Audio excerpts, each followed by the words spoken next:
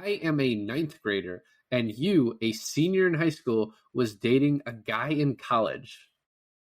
Yeah. Like, what am I supposed to do with that, Sam? What am I supposed to do? That's an uphill battle that cannot easily be won. I finally Watched. I finally Watched. I finally watched. I finally watched. I finally Watched. Hey, everybody. Welcome to another episode of I Finally Watched Again. Today, we finally watched Perks of Being a Wallflower. This is David.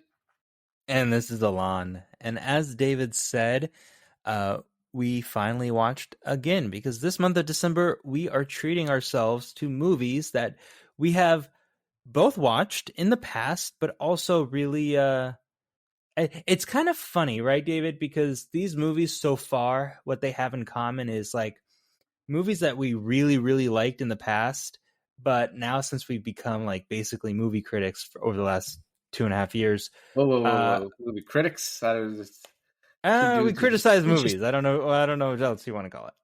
two dudes with mics, as I think they would call it. Two cinephile friends. Yeah.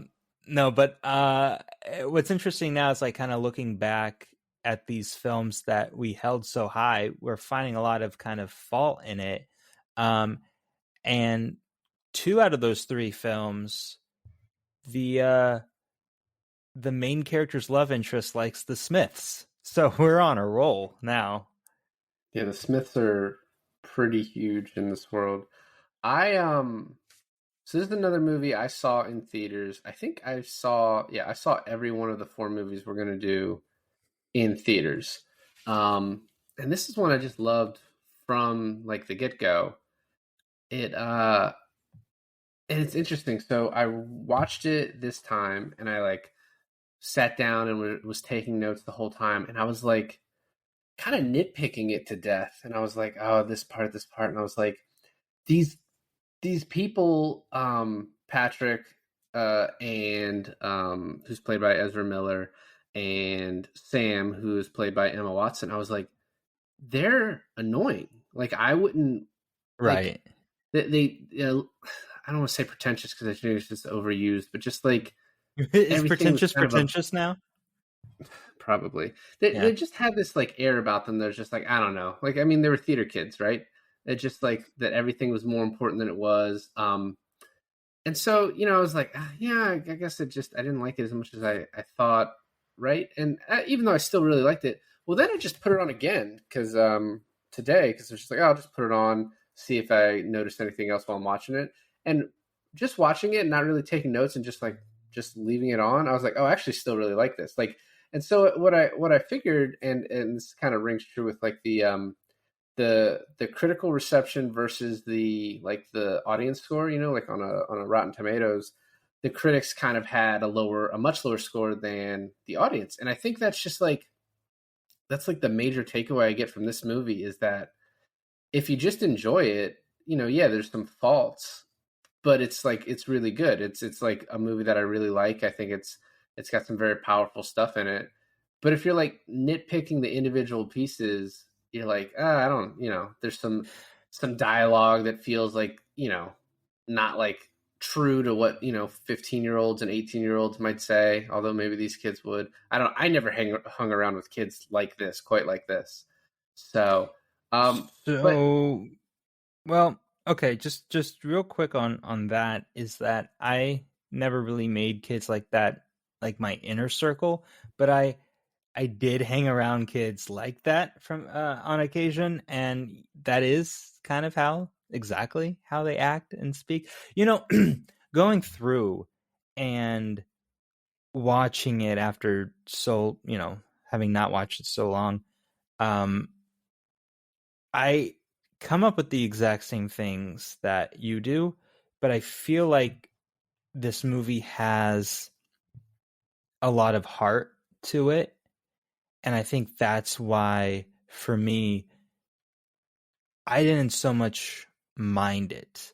Like, I realized that there was nuances in the characters that yeah, I find annoying. But because I knew where their story was going, I was holding out for the long haul. And I think if you're someone who either forgets how this movie goes or is watching it for the first time, you could get fed up with it pretty fast. Yeah, definitely in the beginning. The other thing I noticed from this is it. Was a book that was adapted by the author into a movie, and then he directed it, and it definitely has the feel of like there's a more full story in the book. Like I think the movie toes the line of being giving just enough information without being like too vague and opaque about what's going on. Um, because I think it's hinting at his molestation and the what happened to him last year. There's like a lot of details. It's like some people seem to know about it and others don't. Um, and then I don't like think I don't think anyone knew about his molestation. no, yeah, Even not that part. But I'm not talking even about him. yeah. He no, he did. I think we realized that he didn't, and it kind of maybe it came in and came and went as far as him knowing what had happened. But I'm talking about his friend killing himself, and then him like they keep referencing that he had a bad year last year, and he was like hospitalized at one point already. Yeah. But we don't really know what that was for. He has these blackouts, but they don't really know what the root cause is, obviously, because they find out in the end of the movie what the cause of that was. Um, and although I guess they probably think it has to do with the aunt's death. I But think just yeah, well, go ahead. okay, so and we can talk about this when we get to the end, but I thought it had to do with his friend's suicide, right? Because that is what they must think that triggered it so late in his life. Yeah, no, yeah, I think that, but again, this is like some details that are probably more spelled out in the book, and probably spelled out that the fact that the death of his friend triggered these kind of deep seated memories of his aunt didn't take her own life, but she maybe there's some like he feels kind of She responsible for died both of those. suddenly, like his friend did, Well, maybe. So Well, yeah, she died suddenly, but also he, in the end, he talks about how he sort of takes responsibility for the aunt, like, oh, it's my fault because she was going to get my present. And I imagine there's some of that too with his friend of, how could I not stop it? Because like it seemed like they were like each other's only friend. You know what I mean? Is what it kind of felt like. But yeah, once again, it's right. just my whole point is like these are more details that are probably fleshed out in the book more. No, I agree. I agree. So let's start at the beginning of the movie on his first day of high school. From what we don't know of him getting out of the hospital. Right. Well, he's writing this letter, and it's interesting because I think overall you get the picture of like this is a letter to his friend that died by suicide, and but the way he talks to him in the first letter seems like he's writing to a person he doesn't know, which I thought was odd. I um took it as it was probably some sort of therapy exercise that he what did. I know it was, but it's like I couldn't figure out who he was writing to, because at first it feels like he's writing to a stranger, almost like, oh, I hope you won't judge me, I don't think you will, and it's like I don't, but maybe it's just trying to be kind of secretive so you don't know like what's happening in the end, and that's probably what it's getting at. But the beginning just does a really good job of establishing like that he doesn't have any friends now. He's going into the ninth grade, which I guess is always scary for people. The school I was at, Hmm. it really wasn't that much of a change, eighth to ninth, because it was just the same school. It was like K through 12, but he's going into the ninth grade. It's super scary. We see like these other freshmen getting hazed in the hallway, which is just like not something that would be allowed anymore. And then we see, he's got this friend Susan, who's played by Julia Garner, who is now like super famous and wouldn't take a non-speaking role where they just show her face for a couple of different scenes. Right. Um, and then we get to meet we get to meet Paul Rudd, we get to meet Ezra Miller, and like all of that. And I think it it really is just like a lot of exposition, obviously, to open this up, and they do it in a way that we talk all the time about. Is it just smart? Is it just effective, or is it kind of lazy? but I think it gets the movie going pretty quick, and I like that. You know, this is like an hour and 40-minute movie, and so did we need 10 more minutes of slowly showing you exposition, or can we just like lay it out for you? What I find interesting about this movie too is mostly about the characters. Is that usually I don't like Logan Lerman in movies. I find that I don't know, he just plays this kind of character that just annoys me. But they've made Charlie really likable and like really like uh you feel bad for him in a good way. You don't pity him. What's that other word? Like you Well, you empathize with him. I guess yeah, you empathize with him, right? Now, I love Emma Watson, but I could not stand her in this movie. So I do get that she's playing. I mean, she's like I said, she's playing this character that kind of talks in this way. It's like it's almost the high school version of the Summer character. And if you compare the Logan Lerman character to Joseph Tom? Gordon-Levitt, he's a much more likable character. He doesn't have this like incel vibe to him. He's just kind of like sweet and Right. not jaded by women yet. Right. Well, the thing with Emma Watson too is that she keeps going in and out of her English accent. Like she's trying to do an American accent, but then Taylor and I were making fun of it while we were watching it. It's exactly like this. It was like, you know how an English person would say stairs, right? Like staircase, but stairs. And in an American accent, it's like a hard R, right? It's like stairs. So she would go stare like she's beginning a word in English, and then she goes stairs like she's like, oh, I am an American character. It's Stairs. it's so funny because like British people, like people from the UK, do not have trouble doing an American accent usually. Like actors, like are just there's so many of them that do it so well that like you don't even know.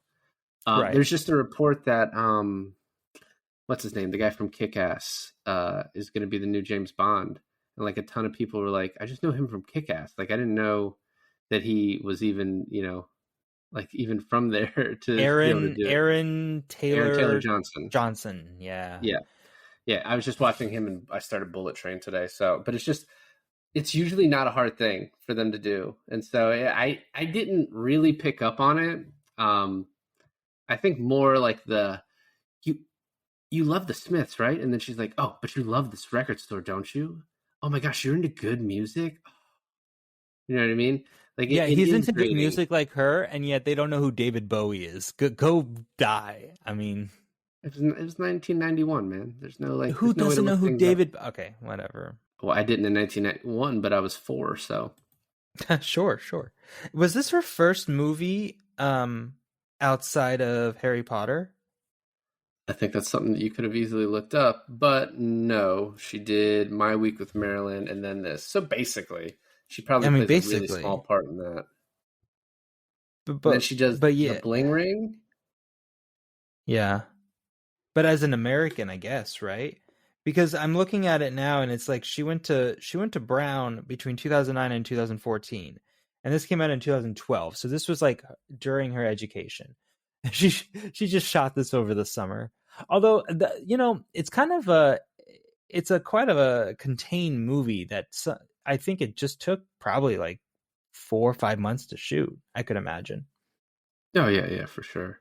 There's a couple things in the beginning that I wanted to talk about. One, Susan that we talked about earlier, she's played by Julia Garner, and he's like, "Yeah, Susan used to be really cool in middle school, but now she doesn't want to say hi to me anymore." And I was like, "Is that because of what happened, or is that just like she's kind of people grow apart? People are like, oh, I'm cool, so I'm going to hang out with cool kids now. They don't get into that." Um, and then the girl that sits next to him in Paul Rudd's class, I just wanted something to happen to her, and it didn't, and that was too bad. And then we meet Ponytail Derek. I'm curious, is Ponytail Derek, is that just a fake ponytail attached to a guy with like kind of short hair? Like in the as a character or like what they did to the actor. What they did to the actor? Oh, okay. Because that'd be kind of a good character development, right? Is that he's like his character just has a fake ponytail attached to his head. I I love that the dad calls him a pussy. He's like, I just can't fucking stand that pussy. Taylor Taylor thought that the dad was talking about his son, Logan Uh-huh. Lerman, and I was like, no, like this is not no. And But yeah, I didn't speak to this earlier, but I like Logan Lerman and most of the stuff I see him in. He too was in Bullet Train in a very like weird role. oh yeah, I can't Yeah. wait to sit down and have a second to watch that. But so the dad is played by Dylan McDermott. Dylan McDermott, who, you know what, honestly, I can't stand in some roles, but I like him in this. Um, Him and Kate Walsh are like very like underutilized to the point of like why would they have taken this? I guess maybe just like a little payday. well, I mean, I think the same thing about Joan Cusack, right? At the end of the movie. Oh yeah, as the doctor. Yeah. Yeah, I mean, it's I guess it's just like oh, a little bit of money for like not that many days work, right? Because the dad and the mom only are at the house, so they're just in every scene filmed at the house. So they could have done that in a few days, Yeah. and then they're at the scene in the hospital with Joan Cusack. So that's just 1 or 2 days. If that. That's like a half a day shoot, depending on if he's a good director. But Yeah, if they're um moving things forward. it Joan Cusack in anything, I cannot get her out of my head as the principal from School of Rock. So it's really hard to take her seriously at any point in a movie. Yeah, I But never saw yeah. School of Rock. Oh yeah, I know that. We know that. We got to do that. 2023 is a big check off list. So yeah, so we kind of get that he's a loser and he's not liked and he's trying to adapt to the school. But then we get introduced to Patrick, who is who no one likes him. Except for Sam, his stepsister, and Mary Elizabeth and Alice. Just this tight group he has. Yeah. I like the introduction to him, making fun of. This movie gets away with like a lot of stuff. Like they use like a slur for gay people.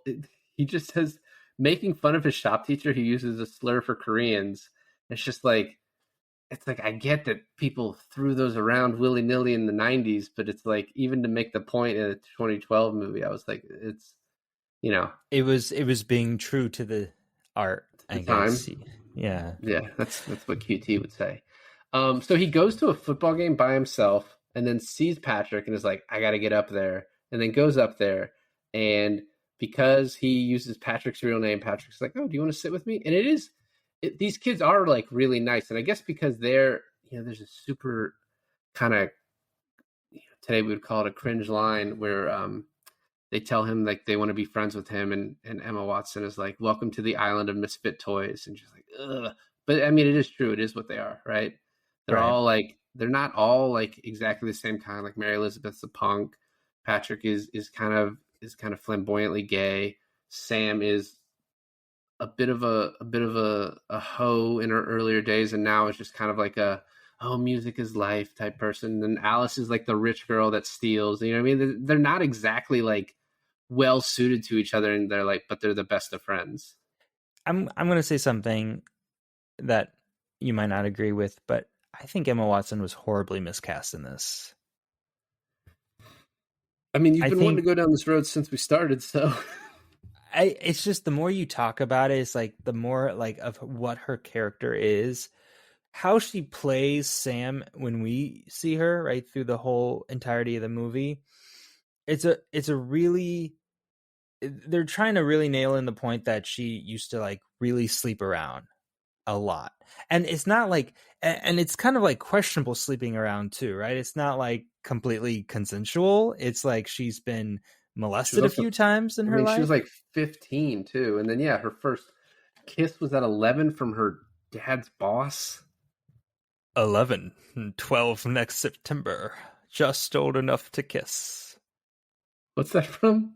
From Clint Eastwood. In some right. Yeah, it's fucking weird.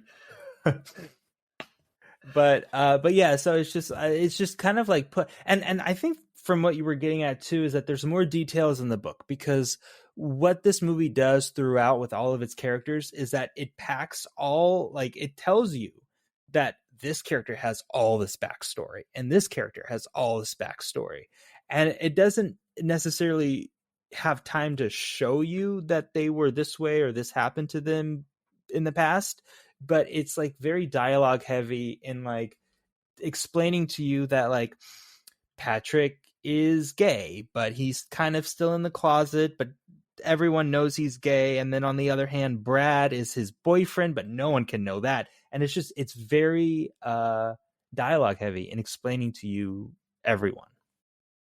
Right. And I assume the book, I actually told Ashley I want it for like a Christmas present, like, because I do want to read it now. But I feel this way every time I watch the movie because I'm just like, there's so much missing here. I feel like the book may have been almost written in like a letter format. You know what I mean? Like maybe the whole time it's like feels like a narration. Like I think that's possible, although I'll find out. So he goes to the football game. The way he's introduced, like to Sam walks up, says, could the bathrooms be any more disgusting? And then she sits down and is talking to Patrick for a while. And then afterwards, just like, hey, Patrick, who's this? And like, just ask him who's this. You know what I mean? Like, why are you doing it this way?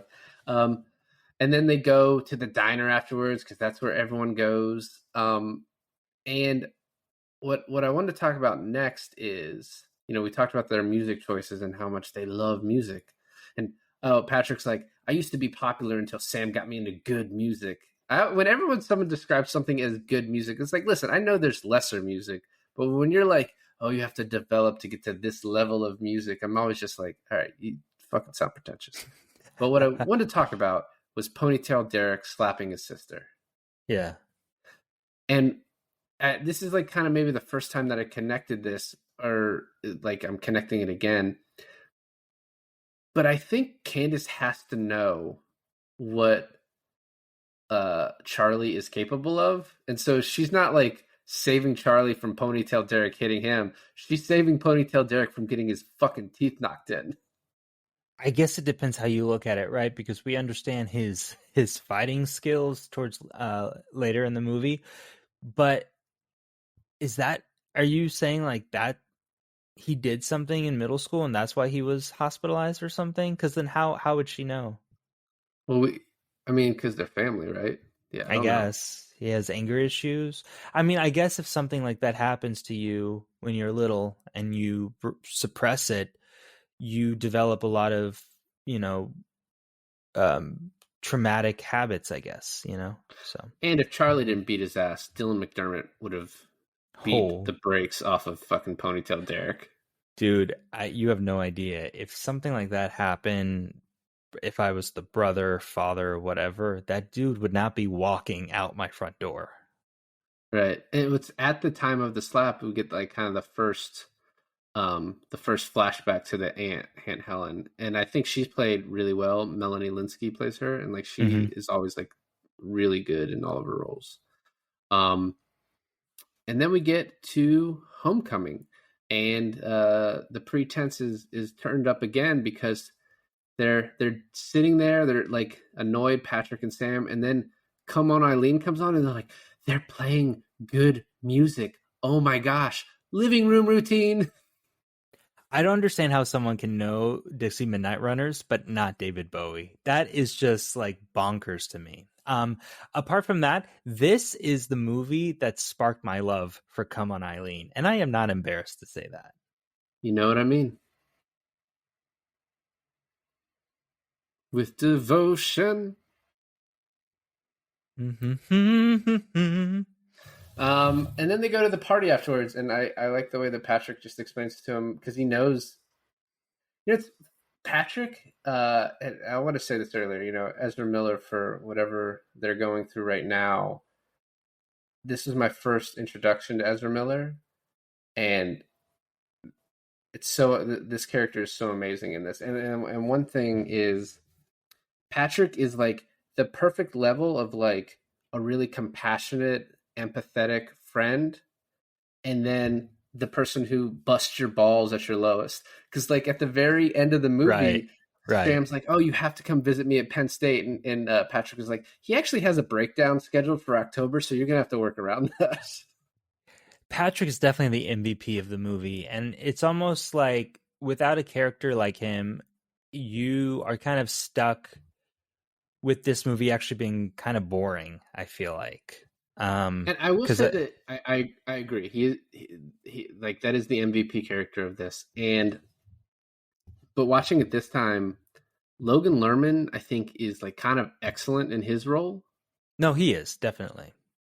And it's a very tough role because it's so subtle, but also like so much underneath. And I think he plays that fairly perfectly. Well, one thing we didn't talk about in the beginning is when Paul Rudd's talking to him. He's like, they say if you make one friend on your first day, and he's like, man, if my one friend is my English teacher, that's really depressing.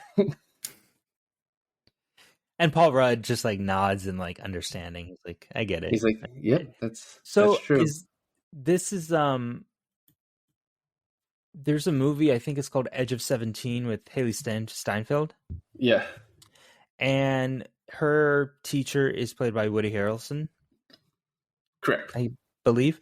And these two characters, the Woody Harrelson character from that movie and Paul Rudd from Perks of Being a Wallflower, were kind of like they're playing that kind of character that's like the cool teacher. I don't know if you ever watched Gilmore Girls, but it was like I Max. didn't. Okay. It, for people who have, they'll know what I mean when I compare him to Max, Rory's teacher from Chilton. They're like that those teachers that really care, and so now you know it's a fictional story, but yeah. So, and he's cool, right? Like he plays it cool the entire time. Yeah, yeah, absolutely. And it's a very like kind of under the radar role that I think he does a lot with and makes it like a good character. Um, so we get back to this party, and Charlie eats a pot brownie, not knowing it's a pot brownie, and it basically just acts like a truth serum, where he just like they ask him questions and he'll just say whatever they're asking. I love when he's like, "Mary Elizabeth, I really think you're gonna kind of regret this." When you see pictures later on, and she's like, "What the fuck?" And everyone else is like, "He's right. You are gonna regret that." When she shows up to pick him up for prom and the look on his parents' face, I was like, wow, what judgmental assholes. And then I was like, it's like 92, right? I'm like, for Yeah, someone like it's kind of common now, right? Like everyone has weird shaved colored hair. It was super rare to have that in the 90s. Unless you're like an absolute like punk pop scene, right? but also like they were just sort of taken aback by it. It's not like they were actually judging her. The mom was like, "Oh, hello," and the dad just kept calling her Buddhist just to mess with her. And the narration in the beginning when you first meet her is just like she's a Buddhist slash punk, which I guess makes sense. I like her character.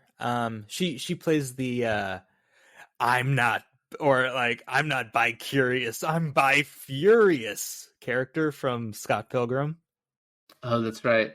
I first saw her obviously in Independence Day. She's the president's daughter. Oh my god, is she? Hmm. Oh my god. Wow, okay. So, but I think she is really great in this role, in a role where you're just like kind of annoyed by her, but also just like I don't know. I think she does a great job. It's like probably like the fourth or fifth like kind of biggest important role in this. Alice is sort of just doesn't get to do a whole lot except just have this like she steals Jean's thing going It's on for her. it's a it's a stick for Alice, right? Like the whole That's the word I joke couldn't is think of. yeah, the whole joke is leading up to her buying the pair of jeans on the Secret Santa, and then her actually you find out she actually pays for it, right? That's the only thing Alice really does. But then you have her who, like you said, does play quite a vital role because if not for them dating, then they wouldn't split. Like the friend group wouldn't split from him and he wouldn't feel alone and be pushed to his mental breakdown. So she's actually kind of like the catalyst of the whole second half of the movie. You know what the mental breakdown doesn't happen until after he starts dating Sam. I'm pretty sure it was when they uh, uh, when Patrick was like, "Hey, we can't hang out for a while," and he's like, "How long is a while?" And he's like, "It's gonna be a while." Well, we'll talk about it when we get to it. We can do the timeline. I don't want to get stuck on it now. So Sam comes up and sees that he's baked, and she's like, what can I do? And he's like, I really need a milkshake. And then, this is when he kind of tells her like, oh, my friend hated parties, and she's like, well, where is he? And he's like, oh, he shot himself. And then he goes to the bathroom, but walks in on Brad and Patrick, and like once again, Ezra Miller is so great in this. So Patrick walks out, and he's like, "Hey, I need to talk. Are you baked right now?" Just like the ability to get really serious, but then just like see the hilariousness of this kid you just brought over here who's never been to a party, just like stoned on his ass, and he's like, "Baked like a cake, man, baked like a cake," and just tells him like, "Hey, it's our little secret." And what I want to talk about now is like, how could Craig, the star running back of the team, sneak around with his boyfriend without like his other teammates knowing? He just like goes to these parties all the time.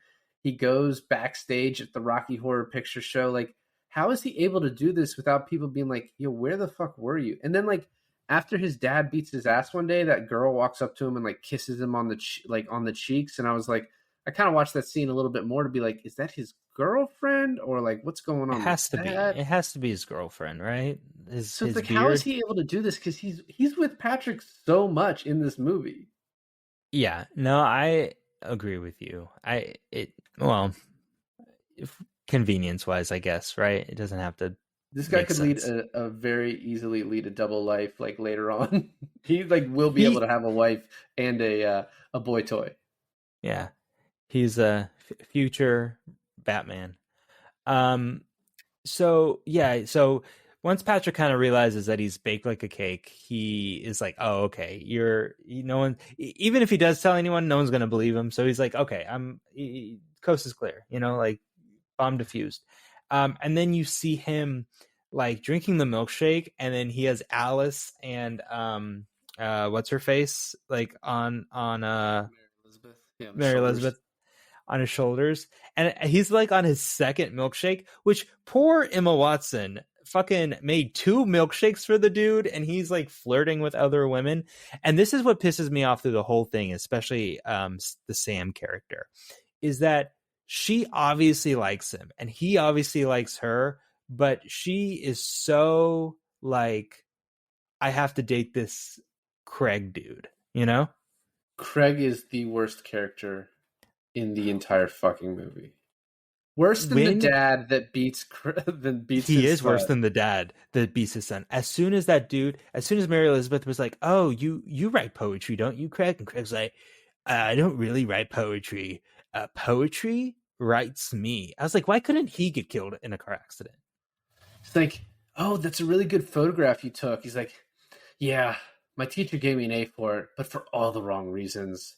They're so Or stupid. like, You'll figure it out. or like, uh, the guy is playing the mixtape, and he's like, "What is this music? Let's play some real music." And it's like, "It No, takes he two was to right. make a thing go round." No, he was actually right about that. You're at a party. Okay. Let's pep it up. It's the Okay. one time he was right. So Patrick comes down, and then Sam. I thought it was interesting that they needed Sam to whisper loud enough for the audience to hear. Like, his friend killed himself. I don't think he has any friends. It's like we know what you're whispering. You didn't need to like dumb it down for us that much. But then he gives the whole line of like, "You see things, and you're seen, Charlie." He's like, "I didn't think anyone noticed me." Oh my god. Yeah, and this is where you talked to me before we sat down and did this, and you told me that some of the reviews call this movie like cutesy, like too cutesy. And I think this Right. is like one of the perfect examples of like the special attention that they give Charlie on like, I don't know, the just the dynamic between these three characters is like, it's sweet, right? But like in an unrealistic way. I do want to go back way back to like the diner scene where they're first like talking to each other, like they're becoming friends, and how Charlie's like, "Oh, how long have you two been together?" Talking about Sam and Patrick, Right. and they start laughing, and they're like, "Oh, we're not together. He's my stepbrother." And I was thinking, like, obviously he's gay, right? But I was like, I guess that's not very well established to him yet, to the main character. And so she's, I was like, ooh, stepbrother, huh? Right. Oh my god. He's also clearly gay. So, we next get the Rocky Horror Picture Show, which is, I think, it's a cool scene. And it obviously is going to be played earlier. And then we meet. This is when we meet the boyfriend. What, Craig, or is it Craig or Greg? I can't remember. I'm getting I think the it's football Craig. player mixed up. Yeah, Craig, and then Brad is the football player. That's right, Brad's football player. Oh, you got it mixed up, yeah. I just got their names mixed up. I remember what they look like. So this is when they start talking about getting into college, and Mary Elizabeth's a bitch, and she's like, 1490, Harvard, face. But Alice is like, I got an 1150. I think that's good enough to get an NYU. And like, I was like, what the that gets you into NYU in 1992? But then I remembered she's rich. So it's also like that probably Oh, played, yeah, some donations yeah. might play into things, but I know like, I scored high on the SATs, but I don't think I went to art school, so I could have gotten a 0 and still gotten into art school. But I don't know. What was your SAT scores? 1360. Hey, look at you, man. Yeah. Imagine if I'd studied for it. It's not 1490. Face. Listen, if I knew that there were bitches like that who were getting 1490s, I would have maybe taken it a little more seriously, okay? Got it. I understand now. So we're introduced to Craig, who's the worst character, and every time they do come back to the Rocky Horror Picture Show, I feel like they had this, I don't know if it was licensing or they had this like theater for a day or something, but there's multiple moments in the movie that you come back to this, and I feel like they're just milking it for like every second they have it. Absolutely, for sure. You know, and you have Tim Curry in the background, like that part made me kind of want to watch Rocky Horror Picture Show, which is also a thing I've never done. We got School of Rock, Rocky Horror Picture Show. I sense a theme coming up in 2023. There's a couple things that I want to run through real quick until we get to the Secret Santa, which is the next big thing. But Charlie goes up to Mr. Anderson, Paul Rudd, and is like, why do nice people choose the wrong people to date? And he asks this question after meeting Craig, not after his sister got slapped by Ponytail Derek. So it's like, so you say that, but I think those scenes happen closer than we remember, because I remember as he was saying this, that scene where his sister gets slapped really fresh in my mind. So I think it's like an accumulation through like the last 24 hours those two instances happen, and I think he's just kind of encompassing the whole thing. I know, I was just shitting on him a little bit. And then the next thing I wanted to really quickly talk about is for Christmas, he goes to his dad and he's like, hey, Dad, can I have $30? And his dad's like, $20? What do you need $10 for? It's like such a fucking perfect line. And then to just give him 50, just like the dad just likes to fuck around. Yeah. And then what he does with that 50 is really cool too, I thought. It is, yeah. And we're about to get to it. But the last thing is we see the clocks at the end of the semester, and Charlie's dad was building his the whole time. And then you see Patrick's, and the shop teacher looks at it. He's like, are you fucking kidding me? And he's like, if you fail me, you get me again. He's like, oh, well, that's not happening. Yeah, that's a good way to get your grades. Just annoy the teacher to death. But now we have the Secret Santa. And what's funny about that is like, you know that there's this scene coming that he gives Sam something, and you know they're not Secret Santas to each other, right? But you Right. know that he gives her something. And it's a Beatles record. It is the same one. It's either the exact same one that his aunt had, or he bought the same one. So it might have been like a free gift. But in order to cover his tracks, because this is a thing that you do when you don't want to put yourself out there too much, is he bought everyone else's gifts as well. And I like that when they describe, he's like, Patrick is like, well, I got um a book about Harvey Milk and this and this, and he's like, honestly, these gifts are so gay. I think I would have given them to myself, but my next guest is Charlie. And he's like, yeah, I got him. And then the suit thing where he's like, I think Mary Elizabeth gave it to me. He's like, why? He's like, oh, she likes to boss people around. Oh But yeah, yeah. the one thing I'll say about this movie, and we're about to get to it, is the Mary Elizabeth liking him thing just comes out of completely left field to me. I think it's supposed to, right? I mean, it does, but I think that's like one of the purposes of the relationship is that not only that it comes out of left field, but it's based on nothing. Yeah. Now I will say in the scene right after this, where Sam takes him up to her room, she's like, "Oh, I saw Mary Elizabeth looking at you." And he's like, "What? No, she's not." And as the audience, are like, "No, she's not. That never happened." And she's like, "Oh, this is one of her line deliveries where I'm like, that's not great." She's like, "Oh, the innocent ones. You guys are always the worst, and parents love you." It's like, all right. You know what's funny too is that her being like, "Oh, I think Mary Elizabeth was eyeing you." It reminds me of a time where I was in high school and I really liked this girl, and her friend really liked me, and I could care less. But the girl was like, I don't know what she was doing because she liked me too, but I guess she was just playing coy. But she was trying to pass me on to her friend. I was like, no. I was like, I don't want that. It reminded me of that. I think in a way Sam was doing that. I think what she was doing is testing him because she wanted him, right? Like she liked him, but her whole thing at the end of like, why did you never tell me? It's like you were dating a. I am a ninth grader, and you, a senior in high school, was dating a guy in college. Yeah. Like, what am I supposed to do with that, Sam? What am I supposed to do? That's an uphill battle that cannot easily be won. There's a lot that goes on in the scene, though. She talks about how her first kiss was at 11, and then Charlie's like, "Yeah, my aunt had the same thing done to her." And I was like, "Oh, all right. Well, that's the first like we're getting of this." We kind of know that the Aunt Helen characters had sort of a hard life and like a not a fucked up life. She like I think has to stay with it.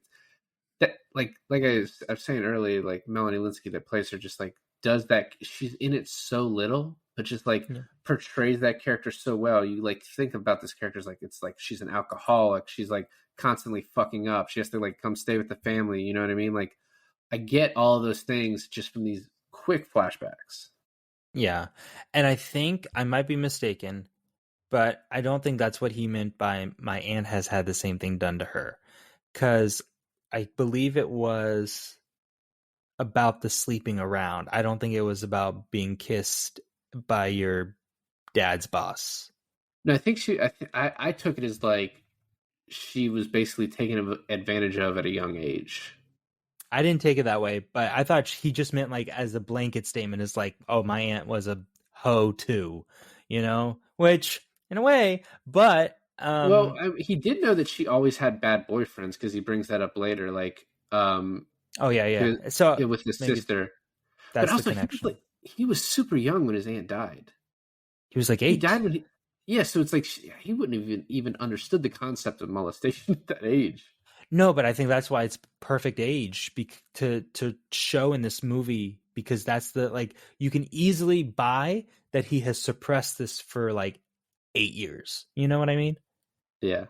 And then Sam gives him his first kiss, which I gotta say, like he gets first base from her, and then the Rocky Horror Picture he gets second base from her, forced upon like she forces it on him. So like You he's know. moving right along. And in October, if he doesn't have a mental breakdown, he'll probably hit third base. Oh, he clearly hit third base before she left for Penn State. Clearly. Yeah. Although that is illegal, Sam, and you would go to jail. Not So in the 90s. Christmas Eve, like all of his friends are gone, so he's just hanging out with his family, and it's like really like all of his flashbacks and all the bad stuff happens like when his friends are gone, right? When he's with them, it's like he's kind of taken out of it. And We then also his get brother introduced to a secret brother. we knew about him the whole time. We did? Yeah, he brings it up several times. Oh, okay. What's funny is his brother is trying to be very sweet. It's his brother is a star football player for Penn State, and yet he comes home. It's like, I miss mom's cooking. He tries to be really sweet with his brother. And the line when he's like, he's like, I've heard you've got some friends. He's like, yeah. And he's like, great. So if things get bad, you can talk to them about it. And it's like, it's being sweet, but it's like, yeah, put your shit on them. Like, leave me alone. That's not what he meant by I know it's that. not. I know it's not. But you know what I find interesting about this whole family, right? Is that everyone is like perfect. You got the good dad, you got the caring mom, you got the sister who's, the sister that's the older sister that kind of does her thing, but she's a good person. But then the brother could come home and he could be like this real big pain in his ass, right? Hmm. For Charlie, but he's not. He's like really decent dude. It's like this family did a really awesome job in raising all these kids.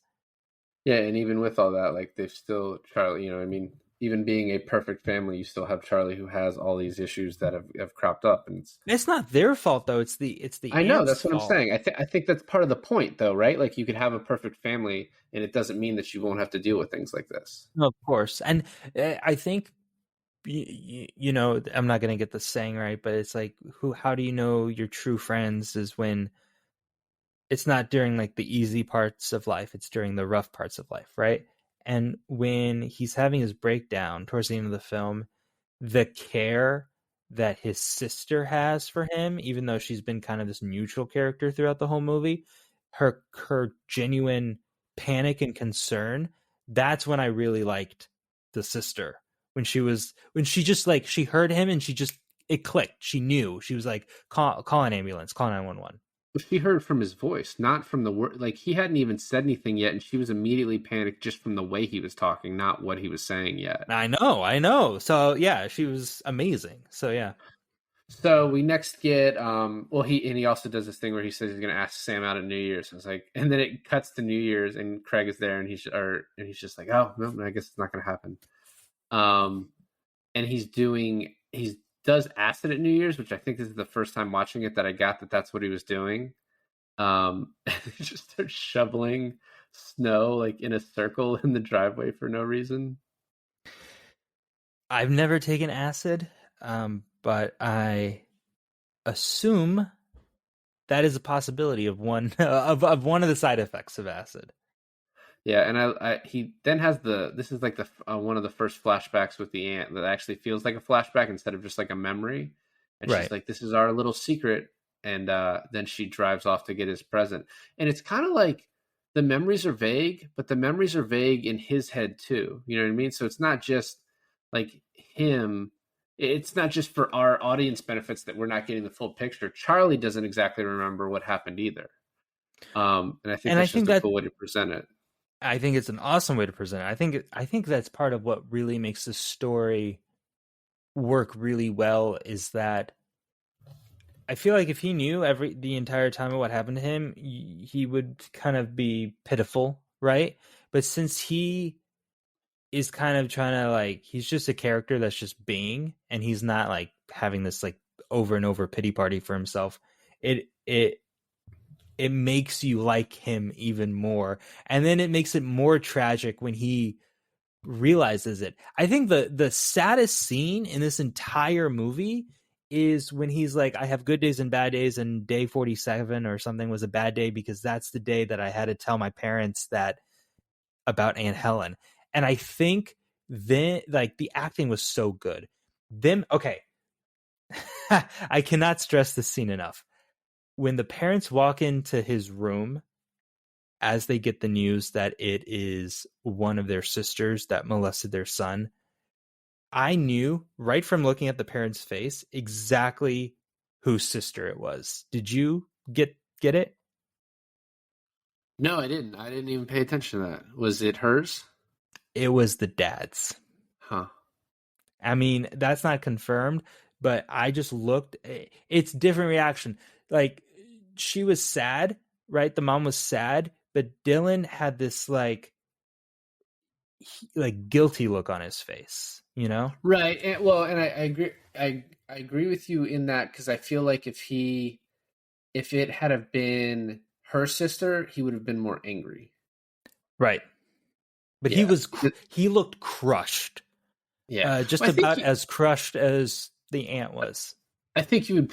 Wow. I think you would be crushed either way, though. Like No, knowing definitely.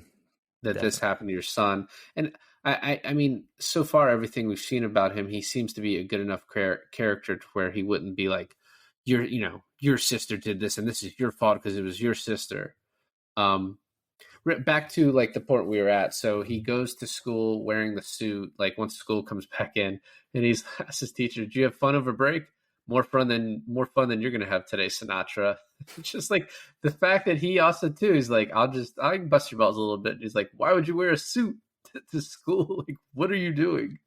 Although, for who bought him the suit? Was it It was Patrick? I think it was Patrick. Yeah, Patrick. Patrick.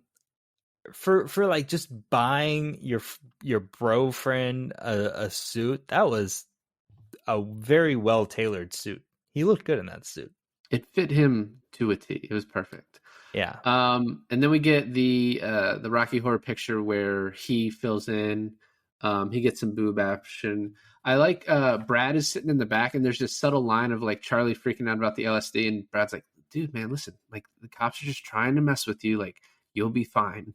What's weird that you mentioned that is that the Rocky Horror Picture scene takes place right after he gets high off the acid, and then there's a scene between that where he like is in the hospital and the cops interrogate him. That whole thing does not fit the rest of the movie at all. It's not like tonally out of nowhere, but it's a weird segue to, I guess, get to more revelation of what happened to him in the past. Yeah, absolutely. And I do love when he's like trying to tell the police, he's like, no, I was seeing stuff and I just laid down the snow. And the mom's like, "Are you seeing stuff again?" He's like, "No, not really." It was LSD. I took hard drugs. Like, "Mom, can you like?" What's funny is his parents seem the type that like, so if they found out about the pot, they'd be like, "Oh, yeah, I did pot, like whatever. That's whatever, man." And then the LSD, they'd be like, "Dude, what are you doing LSD for?" Like, what I mean? That they wouldn't come down too harsh on him. They'd just be like, "Bro, you can't take LSD." Pot, it's okay. LSD, not allowed. Cocaine, fine. Meth, no. Definitely not. Be mad at meth. So he gets some solid boob action from Sam, and then immediately afterwards, Mary Elizabeth is like, she was like, I know it's totally like sexist and misogynistic, the Sadie Hawkins dance. And I was like, I mean, the idea behind it is to, I mean, maybe you're saying that, oh, just women could ask at any time, but the idea behind it, I think it's got merit. She's like, "It's my last one. I want you to come to it." Mary Elizabeth is a definite future Karen. But in a different way. She's like a super liberal Karen. Did you see that video I sent you of the old woman coming up? She comes up to this woman of like 10 black guys in a car. And she's like, "What are you guys doing?" And they're like, What are you guys doing?" She's like, oh, we're filming a rap video. And you think she's about to like be a Karen. And she's like, "Can I join?" And then she starts dancing in the video. I did see that. One. What's funny about Mary Elizabeth in this is, so like after the Sadie Hawkins dance, when she's like kind of trying to make out with Charlie, she does this thing. She's like, "Yeah, after I become a lobbyist, I'm going to buy a house in Cape Cod. Don't you think that would be nice?" And it's just like, she's just as like, she doesn't believe the shit she said. "I'm going to go be a lobbyist to make a shit ton of money and then buy a Cape Cod mansion." Is like her goals. I guess. She's not a punk. I guess you're right. No, she's neither. I forgot about that line. I guess you're right. She's actually just going to be like a typical Karen. She's not going to be like a super feminist liberal Karen. You're right. And then they make out, and then she's like, "Oh, I can't believe you're my boyfriend." He's like, "What the fuck? What?" Yeah, and it's funny too, because I don't think if it was for Sam, I think he would buy into it more, right? Because he's the entire movie is like he needs friends. It's not sexually motivated, any of his stuff, right? It is His feelings for Sam are sincere, and his feelings of wanting to become friends with people is sincere. But with Mary Elizabeth, he, I think, just finds her grating. Yeah, because she is pretty. Even with the hair, right? It's her attitude. It's like everything else about her is just like the montage of them dating is so funny to me. And like he comes up and he's Catholic, so he has like the Ash Wednesday cross on his forehead. She just wipes it off with her thumb, and then he Yeah. like comes home from school and he's like, "I'm so tired of touching her boobs." And then maybe if you let me pick out the makeout music, we could make this work. And then when he just answers the phone and like puts it down, and the mom's like, "Is she still on the phone? You have to break up with her." And he's like, "I can do that." Okay. Best line in the whole movie. They're playing spin the bottle, and it lands on him, and he picks truth, and he goes, and Patrick goes, "So, what do you think about your first relationship?" Which is a question no one would ever ask in a spin the bottle thing. So It's it's not a spin the fever bottle; it's dream truth or dare. or whatever. And he goes, "Honestly, I'm just kind of waiting for us to one of us get cancer and die, so I don't have to break up with her." And then it flashes to like, oh, that's just in his head, and the reality is much worse. But what's funny is like, I don't know about you, but I think at one point we've all been in a relationship where we feel that way, especially when we're young, because we're not strong enough to like go through a breakup, right? I mean, yeah, definitely. I think definitely you and Logan Lerman feel that way. So, Oh, okay. Sorry. David's just in breaking hearts. um, I I told you that there is one scene in this movie I couldn't watch, and I sort of forced myself to watch it, but like I like fast forwarded through it, and then like You did slowly. not.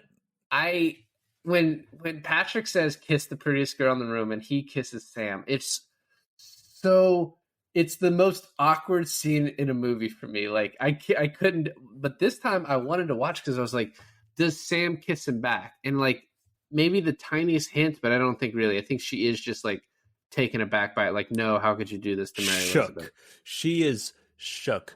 And then another thing that Was he, Craig he, there? He was there, and he just he let that guy kiss his girl. dude, Craig is like high 90% of the time. He probably was chill about it, you know? Little bitch, you know what I mean? I think He was like, Bob's look, high all the time. he, he was like, look, I don't fight people. I let people fight me. Also, Bob just in the back. Oh, that's fucked up. um, so we get to the point where they're like leaving the party, and he's very apologetic, and no one is having any of it. And Patrick's like, "Hey, listen, there's some stuff going on. There's always been stuff going on between Sam and Mary Elizabeth, and this is like a really weird, like casual line drop.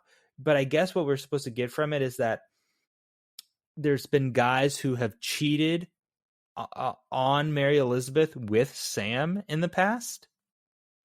Or just like them both going liking the same guy or stuff like that. You know what I mean? Yeah, I don't Yeah. know exactly what it is, but and he's like, so you have to stay away for a while, and he's like, so how long do you think? And then on Patrick's face, you can see that it's like, oh, it's It's going to be a forever, real long. dude. Yeah, it might be forever unless. Yeah. And we get this Yeah. like the way that they do the 3 weeks later thing is pretty cool because he's just typing on the typewriter that he got, and he's like, "It's been 3 weeks since I've seen my friends. I'm going crazy." Oh, we Um, should mention how he got the typewriter. Is that it was a gift from Sam, right, yeah. which is weird, right? Because like typewriters are expensive, and I mean, unless she had Alice steal it, I don't know. But it was like it's a gift you give to a significant other. It's not a gift you just give to a friend. Well, no, she gave it to him because he was the reason she did well enough to get into Penn State. Oh yeah, I guess that's true too. But Jesus, still, Also, she clearly wanted him to, to take her onto the bed. boing a boing, boing a boing a Exactly. boing. Exactly. Yeah, that's how they say it. So he calls him Mary Elizabeth and tries to make things right, and she is not having it. I kind of agree with her, but she's also really fucking cold hearted to him. And because we know all the stuff that's going on with him, I'm like, Mary Elizabeth, you got to be nicer. You know what I mean? Like, and he's like, I'm just messed up in the head sometimes. She's like, I don't care. These are my friends. You're pathetic. Leave me alone. I mean, to be truthful, without knowing his condition, that's probably exactly we'd probably fully be on her side 100%, right? But we know more than she does. But the other part about it is she gives this great line. It's I'm not going to say it verbatim, but it's on the cusp of like uh I'm with whoever now. And I think it was just like you and I we're just never going to work. Like she's almost doing like I'm breaking up with you, you're not breaking up with me sort of thing. And he goes, I just hope you're happy. And she's like, whatever. And he's like, he was gonna go. He's like, not a prideful guy at all, right? She wants to make it like she breaks up with him. He's like, yeah, that's fine, okay. Yeah, whatever gets me my friends back.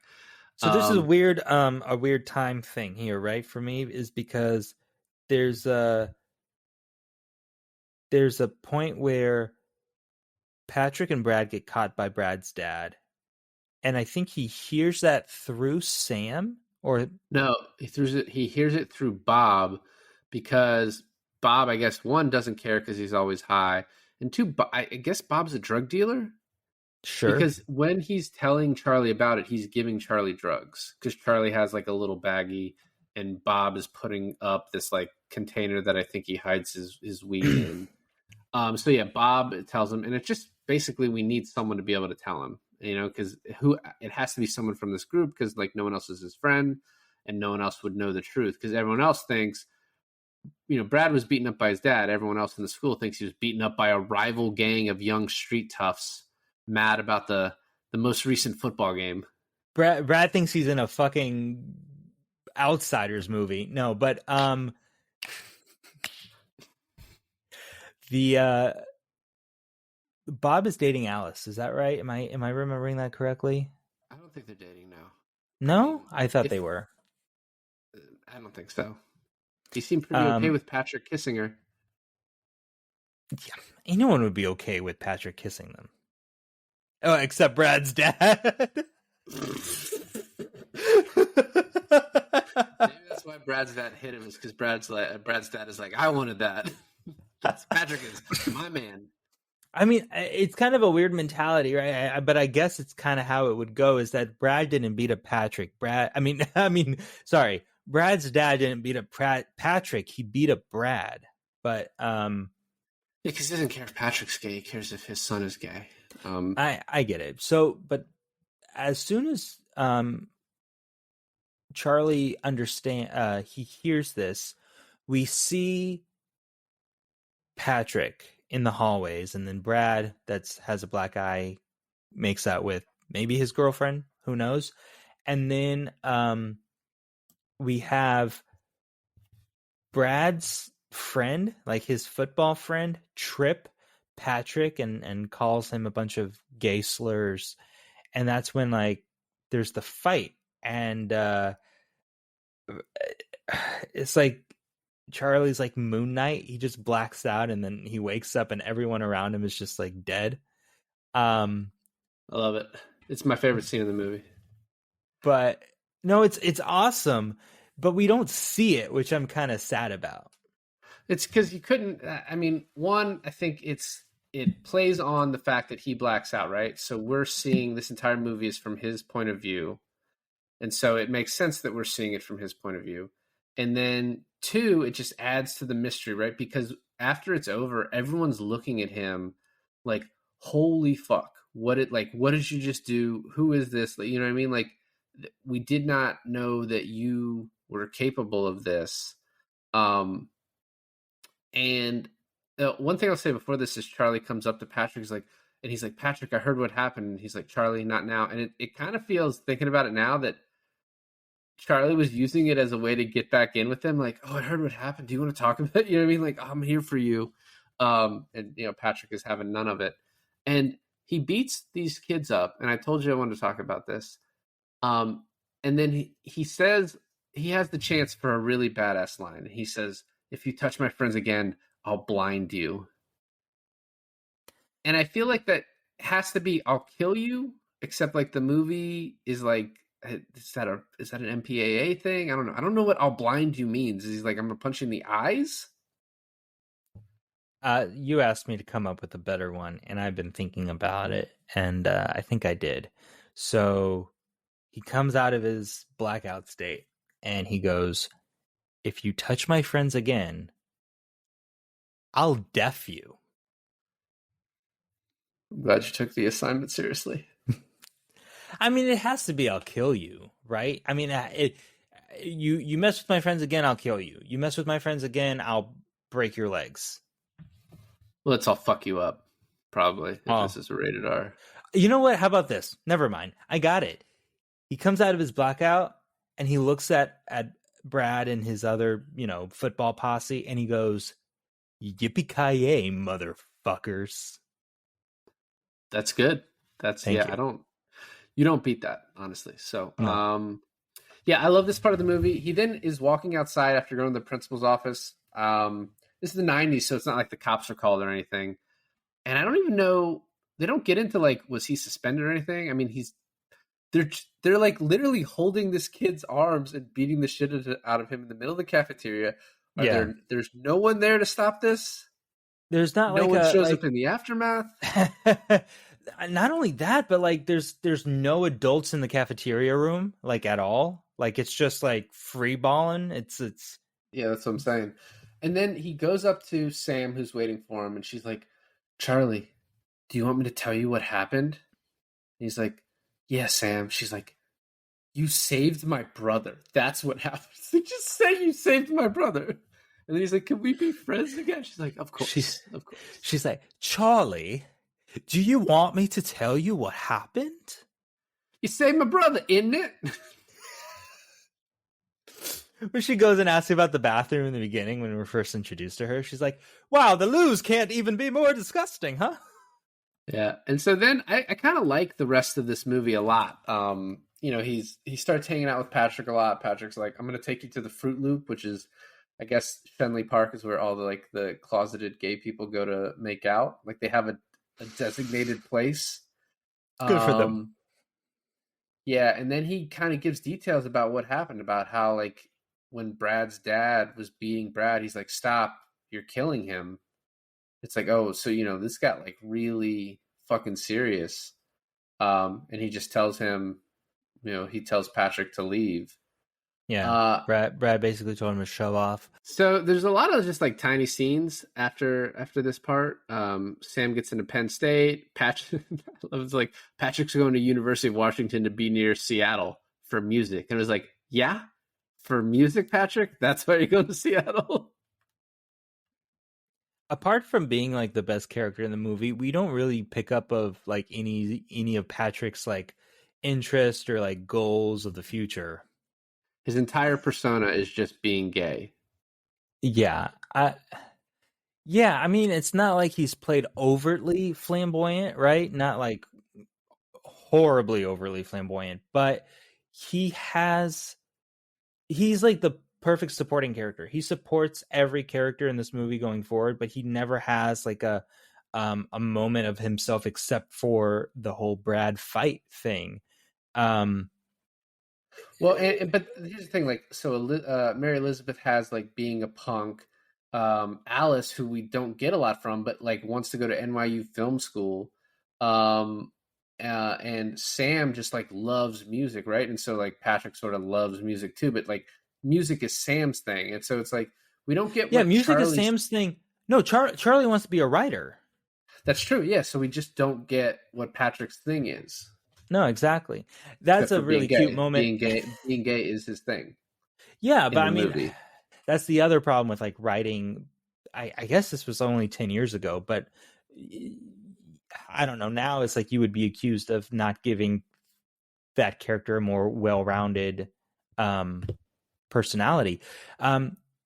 Moving on from this, though, the really nice moment towards the end of the film is when Charlie is worried that his teacher is gonna like want to move away and he's not Right. gonna be his teacher anymore. And he's like, "So, have you thought about like leaving?" And then he's like, "No, I think me and my wife like it here, and we're gonna stay." And you can see like Charlie really like look like that a lot. And he always gets these like book assignments and stuff, which he gives all to Sam. I don't know. I think this is another moment where the movie could be accused of being too cutesy, but I really like it. I think it really works. And I think the Charlie, reason you're it giving me books.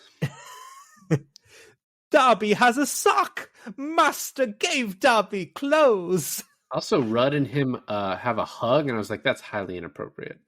Yeah, you can't do that now, but maybe in the 90s you could. So, sister breaks up with Derek. Sam finds out that Craig has been cheating. Um, and then we get this scene after the books where she's like, why do I choose bad people? And he's like, you choose the love that you think you deserve. And he's like, well, why didn't you ask me out? And he's like, he doesn't give as good an answer as you were dating a college guy and I'm 15 years old. Though, I think that's really unfair of Sam. And I dislike Sam quite a lot throughout the whole movie, but especially at this moment, I was like, where do you have the audacity to ask someone that? You know what I mean? Like, that's Yeah. rude. And she kind of goes back and forth. She's like, I don't want to be your crush. But then she's also like, I don't know. It's like all of her reasoning is just kind of all over the place to me.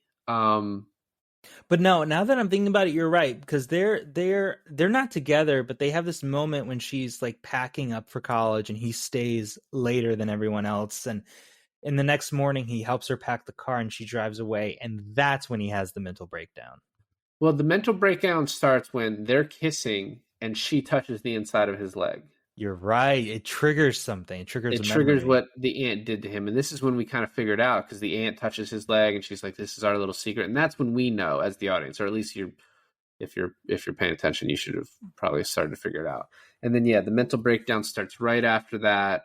It does this thing where he shows like different versions of him, like walking along the road. And then he calls his sister. And like, this is like it's a really emotional part of the movie. And like you said, like the sister coming through and just be like, someone call the cops under my house right now. Like how worried she is. That My scene, like guess. I was just gonna say it's like the best Logan Lerman does too in this movie. Just like it's my fault. I killed Aunt Helen. And what if I wanted her to die? You know what I mean? Like, what if that's what I wanted? Yeah. Because we actually see that she tried to kill herself at one point. Like she turns over her arms and we see like the marks, and then like he sees in the real time sees a knife, and it's like, oh, that's what he's about to do. Yeah, and I think this is where the book could give you more insight of what actually happened. But I kind of like the way you kind of have to interpret it yourself. And the way I interpret it is probably not the way you thought of it. But the way I thought of it is that his friend killing himself probably triggered the memory of Aunt Helen dying, right? Aunt Helen's death, probably him being triggered by that, probably triggered her molesting him. And so in turn, yes, obviously Aunt Helen probably had a couple of suicide attempts, but what did he do, or what happened to him when he was affected by his friend's suicide that put him in the hospital? And I'm thinking, and why was his sister so concerned very quickly? And I was thinking maybe he tried to kill himself. It's potentially, definitely potentially. But if he tried to kill, this was basically an attempt to kill himself this time, and then this is what like brought up the memory. So I feel like if he had tried to do it before, there would have been, I don't know, maybe they tried to figure it out last time, but I don't know. I feel like they may have gotten to the root cause if that's what he did last time, but I don't know. I mean, he could have just been really depressed. Yeah, He could have been having the blackouts, and that's like they like sent him to the hospital because, oh, I'm blacking out, I'm having these blackouts. And then this time they don't send him because of the blackouts, because he sort of doesn't tell them about it. when Joan Cusack and he's in the hospital, does he have bandages around his wrist? I He don't doesn't, remember. because I looked for that. He doesn't. So So there's no the police got to him very quickly, I think. right. So there's no proof that he tried killing himself this time. or last time, because he wasn't wearing any bandages in the beginning of the movie either. So it's kind of hard to yeah, I don't know, man. I think the movie is purposely leaving it up to interpretation for how deep you want to think about this. Um but when the movie kind of wraps up quick, right? Because we already talked about the parents realizing and finally hearing that their sister molested their son, and then he gets out and he's visited by Sam and Patrick, who then Sam is like, "Oh, I've only been to class in 2 months." So this whole breakdown thing happened in like being hospitalized and getting out of the hospital took only about 60 days to go through. And then they pick him up and they take him through the tunnel, and it's the tunnel song. It's a good song, right? Yeah. It's a good song. Overall, I think this movie still holds up in being a great depiction, a great 2012 depiction of what the early 90s was like, even though a lot of the dialogue we wouldn't appropriate in this day and age. But I think if you want like a good slice of life of what it was back then, I think this movie does a pretty good job of that. You watch this in super dark times, and you get it. You get what the '90s were in high school. Yeah, that's the important part in high school. Yeah, I don't know. As I told you when I first watched it, I was being kind of critical. But when I watched it again the second time, just enjoying the movie, it does really hold up. Like there's some dialogue here and there that's like could be better, but it's great. And it's like the reason I wanted to talk about it. It's the reason I came up with this month of December where we're going to do whatever the hell we wanted to. So. And now you can finally stop asking me if I've seen Perks of Being a Wallflower. I'll probably still do it just to have a laugh. Well, thanks for listening to another episode of I Finally Watched. I'm Milan. And I'm David. And we finally rewatched Perks of Being a Wallflower.